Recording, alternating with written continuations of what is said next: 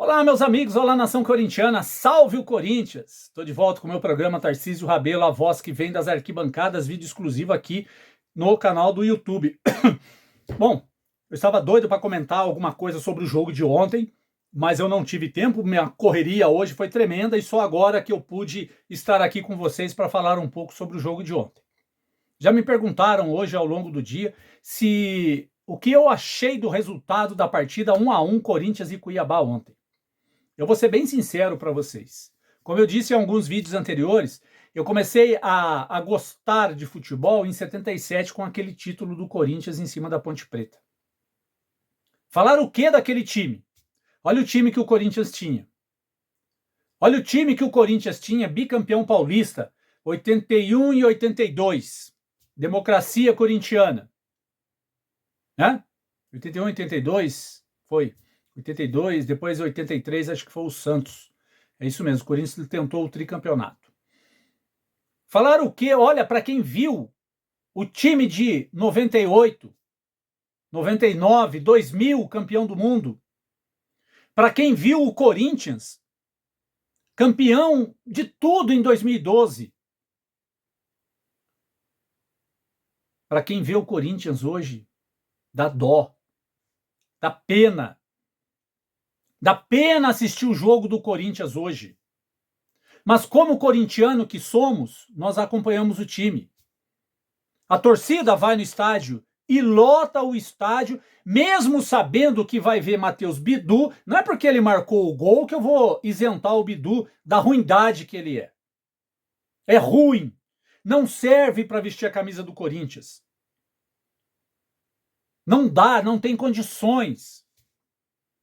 Para quem vê um Kaká jogando na zaga, para quem vê Caetano jogando na zaga, e o Antônio Oliveira ainda tentou, tirou o Caetano no primeiro tempo, colocou o Pedro Raul, é um poste.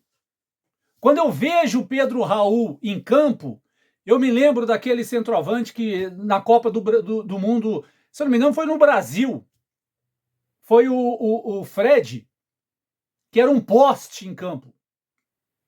Um poste.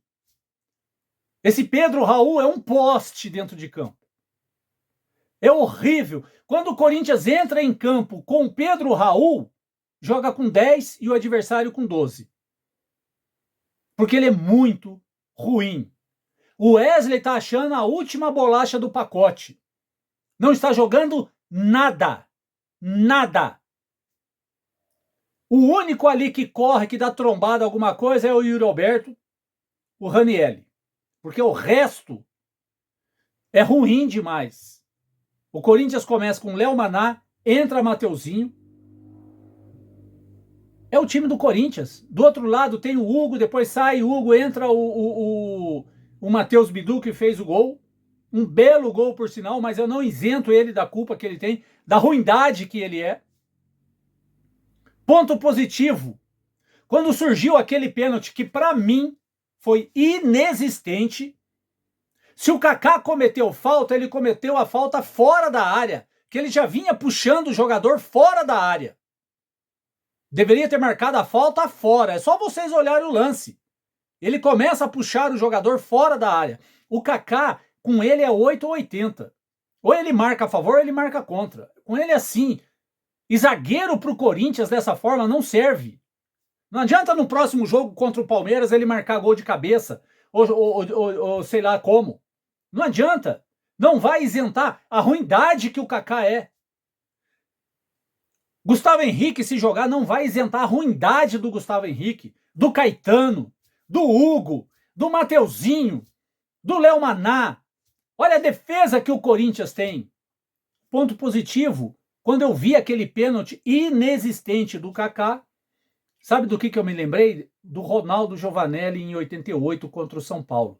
Quando ele, da base, garoto, entrou para jogar o clássico contra o São Paulo e defendeu um pênalti. E eu tinha certeza, naquele exato momento, quando o juiz, ao confirmar o pênalti, me lembrei do Ronaldo Giovanelli. E eu disse para mim mesmo, o Donelli vai pegar esse pênalti. vai me lembrar Ronaldo novamente. E não deu outra. Ponto positivo foi o Donelli ter pego aquele pênalti. É um goleiro que eu já falei para vocês, passa confiança? Para mim, não. Mas tem que dar oportunidade para ele. Para ele mostrar o futebol que ele tem. Se é que tem, ele tem que mostrar. E é só jogando. E a oportunidade é essa. Né? Então, é difícil você olhar um Corinthians hoje e imaginar como será esse jogo.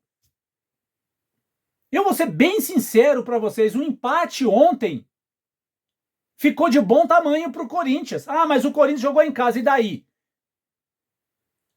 O Corinthians jogando em casa é isso aí que vocês viram.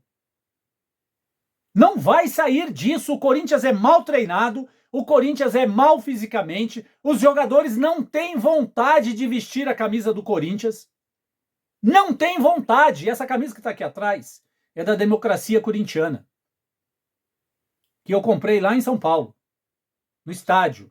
Não uso essa camisa, pendurei ali para não usar, para lembrar da democracia. Sócrates, Zenon, Birubiru.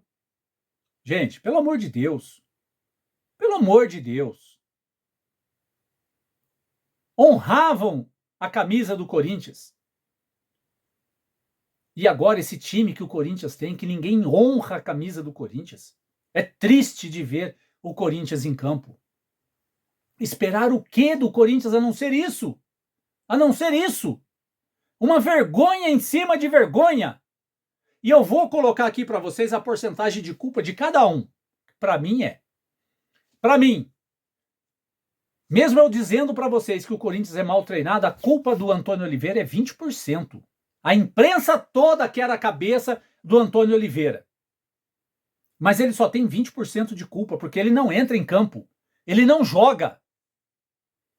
Quem joga são os jogadores, que têm outros 20% de culpa dos jogadores, que não honram a camisa do Corinthians. E os outros 60% é da direção do Corinthians, tanto a atual como principalmente a anterior, que deixou o Corinthians nesse estado. E eu nunca vou deixar de descer o cacete na renovação e transparência, porque foram eles que deixaram o Corinthians na situação que o Corinthians está hoje. Foram eles. Não adianta agora querer trocar e trocar o técnico. Estão falando em Fernando Diniz. Vocês já imaginaram o Fernando Diniz no Corinthians, com aquela filosofia de toquezinho de bola lá na defesa, com o Matheus Bidu, com o Mateuzinho, com o Kaká, daqui a pouco o Félix Torres, aquele cara duro, jogando? Como que o Corinthians vai sair tocando a bola com esses caras? A filosofia do Fernando Diniz não encaixa no Corinthians. Se o presidente Augusto Melo contratar o Fernando Diniz, vai ser a pior. Aí é a segunda divisão. Aí não tem jeito. Fernando Diniz, nada contra o Fernando Diniz. É que ele não vai ter os jogadores técnicos que ele precisa ter para fazer aquele jogo que ele tem. Imaginem vocês o Fernando Diniz dirigindo o Corinthians. A merda que vai dar. Técnico para o Corinthians hoje. Não adianta tirar o Antônio Oliveira, que ele não tem culpa. E mesmo que se ele sair contra o Palmeiras domingo, porque aí é inevitável. Tem que ser treinador de saco roxo. Não que o Fernando Diniz não tenha. Mas a filosofia do trabalho do Fernando Diniz é diferente.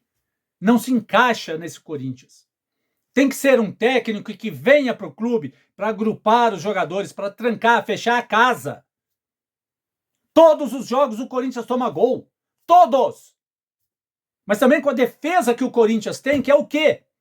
E eu quero ver agora, Augusto Melo, você contratar jogadores. Eu falei no início, quando você estava em campanha, eu não sou Augusto Melo Futebol Clube. É que eu queria ver a renovação transparência longe. E a esperança era o Augusto Melo. Mas eu sempre disse que se ele não for um bom presidente, eu iria descer o porrete. E hoje eu desço o porrete nele, porque está péssimo. É impossível um técnico, um presidente como ele, fazer tanta lambança conforme ele está fazendo e ficar quieto, passivo, sem atitude?